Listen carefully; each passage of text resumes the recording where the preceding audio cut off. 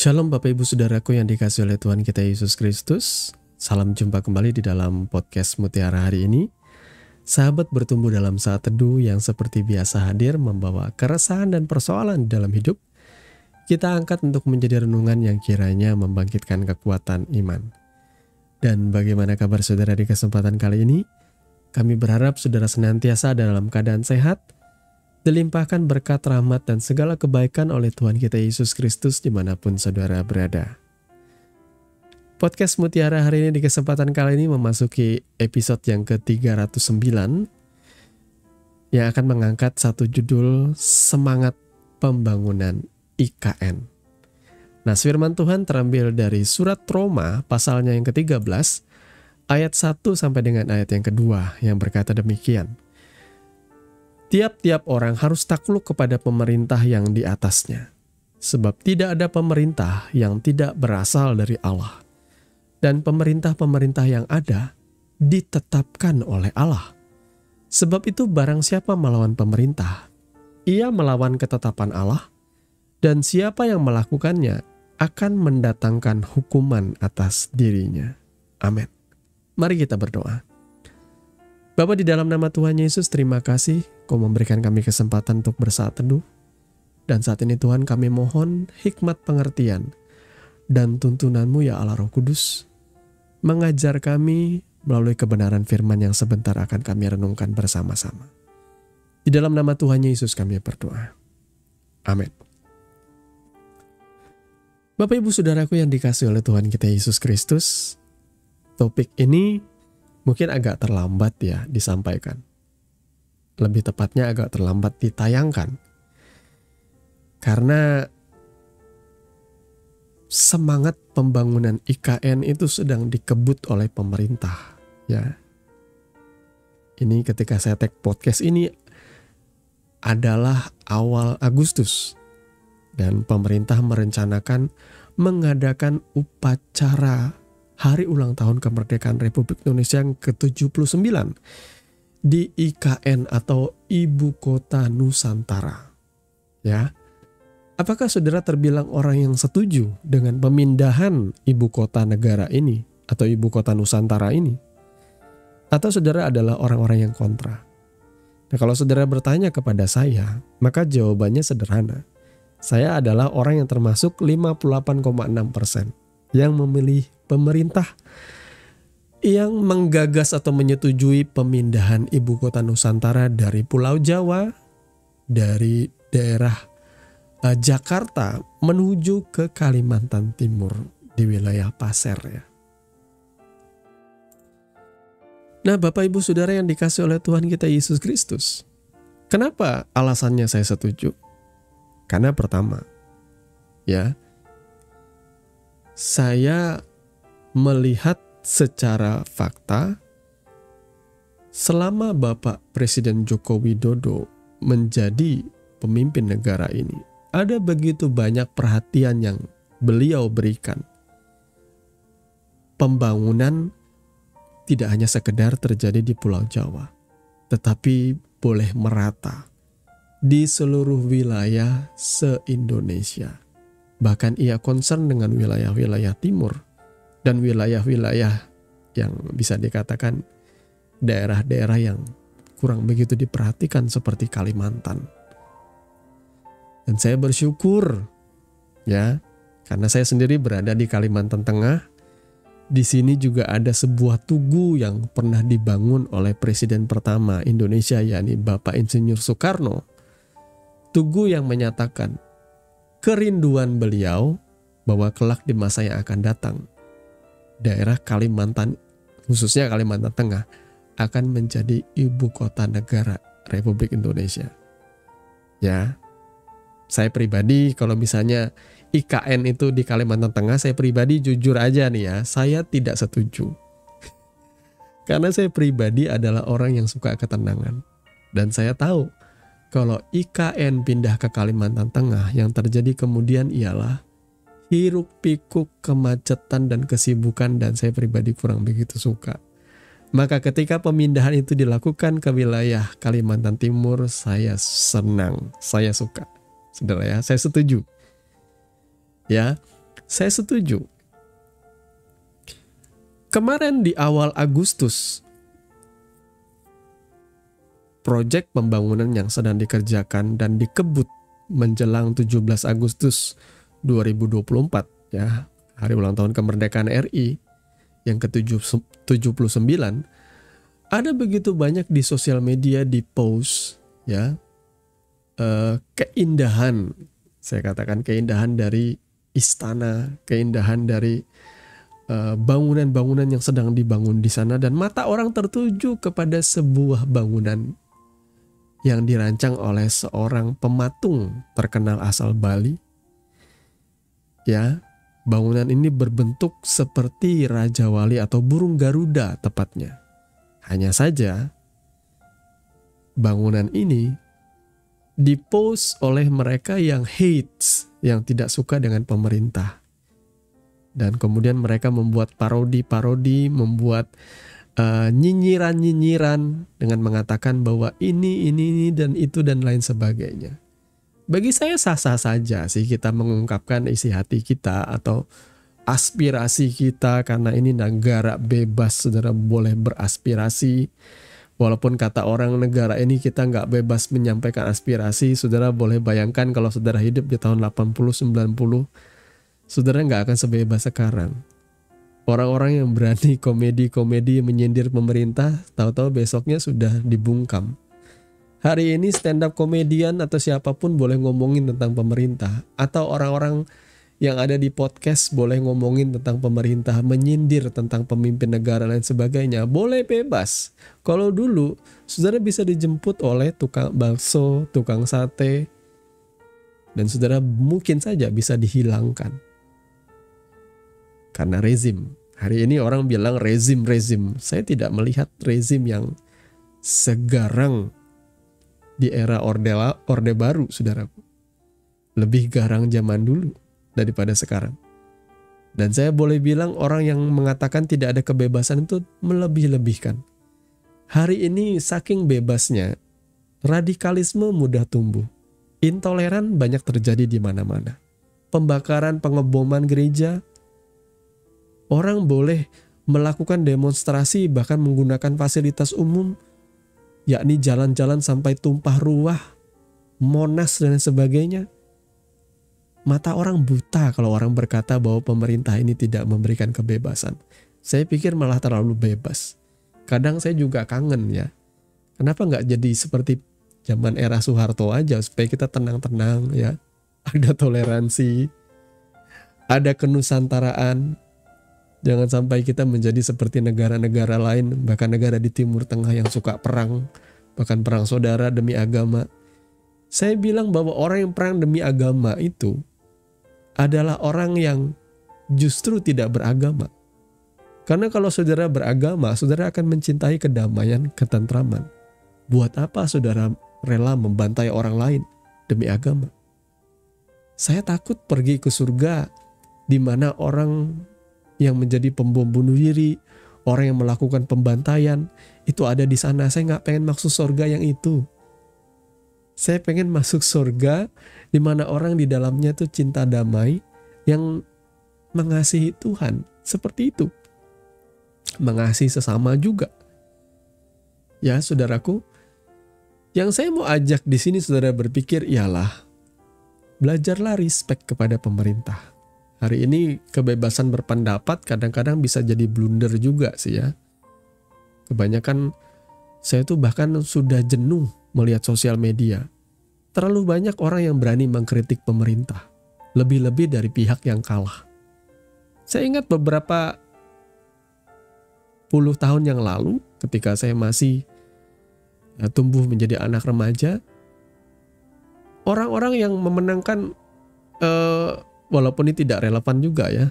Kita mundur ke belakang sedikit di atas tahun 99 aja deh. Ya saudara ya. Setiap kali ada yang pemenang, tidak seperti sekarang. Masih terus dibawa, terus menerus dibawa ribut, terus menerus ketidakpuasan itu. Kalau kita fair, dari Pilpres kemarin, seandainya ada yang menang, harusnya ya kita mendukung, kita bersatu kembali memberikan dukungannya. Ini masih ada pengelompokan, masih ada kebencian, masih ada hate. Sehingga saya berpikir, saya kangen kayak zaman dulu deh, nggak usah terlalu ngelihat sosmed. Kalau yang di sosmed isinya cuma kebencian, saling musuhan, saling si paling bener, saling berdebat. Udahlah, kita lihat fakta aja sekarang. Saya berterima kasih untuk Pak Presiden Joko Widodo di akhir masa pemerintahan beliau, apapun polemik yang sedang terjadi. Saya melihat beliau orang yang tulus, dan bahkan sekalipun sempat terkendala oleh karena pandemi COVID-19 pemerintahannya, tetapi sejauh ini dengan kapasitas kemampuan beliau, dengan pembantu-pembantunya, yakni para menteri dan sebagainya, dengan kerjasama dan kinerja mereka menunjukkan hal yang luar biasa, dan itu harusnya saudara apresiasi. Banyak orang yang berkoar-koar menyalahkan pemerintah, tapi mereka orang yang sama yang memakan bansos, subsidi dari pemerintah, bahkan yang luar biasa ya. Saya ini orang yang bergerak juga di dunia investment ya, di pasar saham, stock market, pasar modal. Saya melihat begitu banyak negara-negara lain tuh runtuh gara-gara isu resesi yang sedang melanda dunia, khususnya efek dari Amerika seperti itu ya. Soal kenaikan suku bunga dan sebagainya sempat menghempaskan IHSG, indeks harga saham gabungan ya. Tetapi ternyata nggak cuma IHSG, bahkan Nikkei di Jepang pun bisa sampai turun 13-14%. Gara-gara pengaruh isu resesi, dan memang resesi sedang terjadi. Ada negara-negara di Eropa itu beberapa diantaranya bangkrut. Indonesia masih tetap kokoh loh IHSG-nya. Luar biasa pertumbuhan ekonominya, dan itu harus diapresiasi. Jangan cuma ngelihat dolar naik 15.000, 16.000 sekarang, dan per saya khotbah hari ini dolar itu sudah turun lagi ke 15.000 sekian. Itu adalah hal-hal yang patut diapresiasi. Dolar boleh naik, tetapi daya kemampuan kita membeli segala sesuatu itu sudah jauh berbeda dari tahun 80-90-an saudaraku. Walaupun pada masa itu dolar masih sekitar 2.000-an rupiah. Tetapi daya beli masyarakat terbatas, tidak seperti sekarang. Orang bisa beli tas bisa ratusan juta, jam tangan bisa puluhan juta. iPhone itu bisa menjadi makanan masyarakat kita sehari-hari. Kita ini bangsa yang sudah luar biasa, saudaraku. Berikan sedikit respect lah kepada pemerintah. Karena belum tentu pemerintah setelah ini mampu mengerjakan dengan baik apa yang dikerjakan oleh Bapak Presiden Joko Widodo. Tapi kita berdoa bersama-sama. Seperti nas firman Tuhan yang kita baca tadi, bahwa tidak ada pemerintah yang tidak berasal dari Allah. Ketika nas firman Tuhan disampaikan, saudara perlu tahu bahwa bangsa Israel, Rasul Paulus pada masa ketika ia menulis itu, bangsa Israel itu ada di bawah penjajahan kekaisaran Romawi. Dia tidak bilang bahwa pemerintah yang dimaksud di sini hanyalah pemerintah yang dipimpin oleh orang-orang Yahudi, enggak. Ini pemerintah dari penjajah, yakni orang-orang Romawi, kekaisaran Romawi pada masa itu. Ia berkata tidak ada pemerintah yang tidak berasal dari Allah, dan pemerintah-pemerintah yang ada ditetapkan oleh Allah. Jadi kalau kemarin hasil Pilpres memenangkan presiden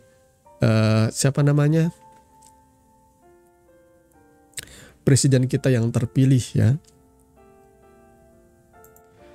yakni Bapak Prabowo Subianto dan juga Gibran Rakabuming Raka, maka kita bersyukur semuanya itu dipilih oleh Tuhan, tidak hanya rakyat yang memilih. Ya, rakyat yang 58,6% itu, 58,6% yang memilih adalah tentu mereka orang-orang yang puas dengan pemerintahan Jokowi. Ya saudara ya, kita harus fair dalam hal ini. Ya, kita harus fair dalam hal ini. Saya juga kritis di daerah saya. Ya, saya harus fair juga berkata ada pemimpin daerah yang tidak becus, harus diakui. Harus diakui, harusnya ada pembenahan. Kenapa orang tidak bisa melihat kualitas? Ya, Salah satu pemimpin daerah kami adalah seorang wali kota yang sangat muda. Saya apresiasi. Walaupun dia bukan orang beragama Kristen. Dia saudara kita orang Muslim. Tetapi dalam hal dia bekerja, kinerjanya bagus sebagai seorang wali kota. Dia bisa menata kota. Jalan-jalan yang saya lihat hancur dari sejak saya SMP di awal tahun 90-an. Pada masa pemerintahan beliau, itu jalan-jalan tuh hampir semua di kota kami dimulusin. Dibikin mulus sama beliau. Pembangunan begitu bagus, begitu indah. Nah, hal seperti ini harus diapresiasi. Tidak ada pemerintah yang tidak berasal daripada Tuhan. Maka saudaraku yang dikasih oleh Tuhan kita Yesus Kristus, tunduklah kepada pemerintah, hormati. Supaya kita nggak gonjang-ganjing. Kita harus akui banyak PR yang harus dibereskan. Kita harus akui pemerintah kita itu masih banyak hal yang masih ada yang korupsi, masih ada yang kolusi, masih ada yang nepotisme. Tapi biarlah, tunggu saja waktunya. Ya, tunggu saja waktunya. Kalau ada orang-orang yang tidak sesuai dengan hati Tuhan, saya percaya mereka akan dilengserkan dengan sendirinya. Kalau ada orang-orang yang berbuat jahat dan sebagainya, bagian kita adalah berdoa atas negara kita, atas negeri kita Indonesia, atas pemerintah kita, atas pemimpin-pemimpin daerah, pemimpin negara kita. Kita berdoa dan memberikan support dan dukungan. Masalah silih berganti banyak di sosial media tuh yang tersebar itu ternyata bukan fakta. Kebanyakan tuh hoax. Berita tentang inilah, berita tentang kasus ini disebarluaskan oleh haters, oleh buzzer, oleh orang-orang yang membenci pemerintah. Supaya membuat chaos, kekacauan, membuat tidak ada damai sejahtera. Maka saya katakan, saya lebih memilih untuk gak terlalu melihat sosmed. Terlalu banyak berita-berita yang memusingkan kepala. Lebih baik saya melihat kebenaran firman Tuhan saja. Supaya kita boleh dibangun, saudaraku ya. Jadi Bapak Ibu Saudara yang dikasih oleh Tuhan kita Yesus Kristus, semoga kebenaran firman Tuhan ini yang kami sampaikan boleh menjadi berkat dan boleh menjadi kekuatan bagi saudara. Kita akan berbicara realistis karena podcast Mutiara hari ini itu bicara sesuatu keresahan ya. Makanya yang saya bahas di sini adalah keresahan saya, apa yang sedang terjadi hari-hari ini, itu yang saya omongin di sini. Lalu saya akan lihat dari sudut kebenaran firman Tuhan bagaimana seharusnya kita bersikap, saudaraku ya. Jadilah warga negara Indonesia yang baik, fokuslah melakukan kebaikan saja dalam hidup ini. Lebih baik kita jangan buang waktu kita di sosial media, nyinyir-nyinyir, lebih baik saudara kerja. Jadi berkat supaya ketika saudara miskin, saudara nggak nyalahin pemerintah. Saya tidak pernah nyalahin pemerintah, saudaraku, karena sejauh ini saya adalah seorang wajib pajak yang selalu membayar pajak. Walaupun saya berhak mempertanyakan setelah saya bayar pajak harusnya ada perbaikan dong di negeri ini. Tapi enggak. Saya melakukan kewajiban saya dan biarlah pemerintah melakukan kewajiban mereka.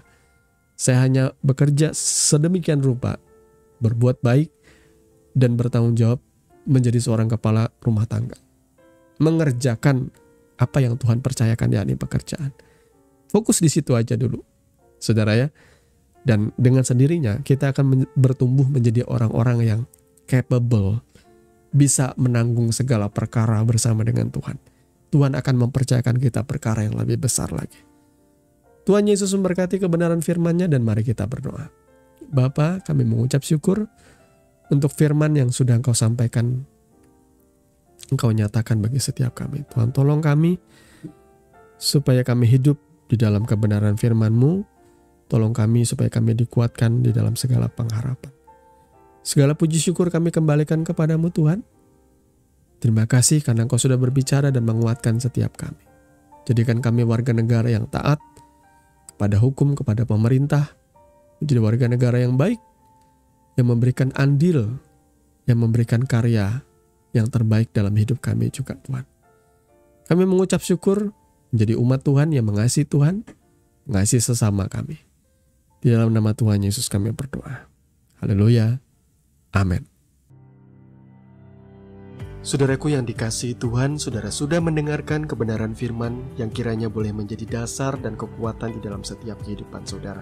Sampai bertemu lagi di podcast Renungan Firman Mutiara hari ini yang berikutnya. Kasih karunia menyertai saudara sekalian. Shalom.